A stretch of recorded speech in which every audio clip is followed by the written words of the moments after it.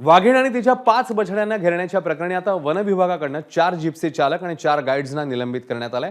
नागपूरच्या उमरेड कराड अभयारण्यातली ही घटना समोर आलेली। सफारी दरम्यान पुढे 2 आणि मागे 3 जिप्सी लावून वाघांना घेरण्यात आलं।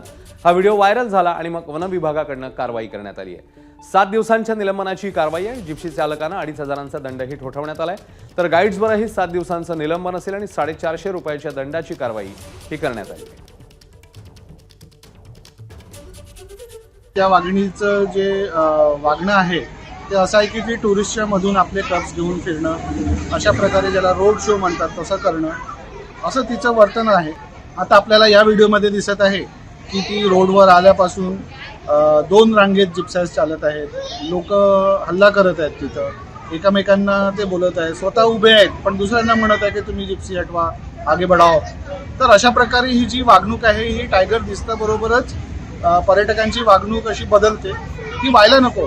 याला कुठेतरी डिसिप्लिन असायला पाहिजे। याच्यात कुठं चुकलं याच्यात त्यांना समुपदेशन व्हावं, म्हणजे कारवाईपेक्षा समुपदेशनाची जास्त गरज आहे। एबीपी माझा, उघडा डोळे बघा नीट।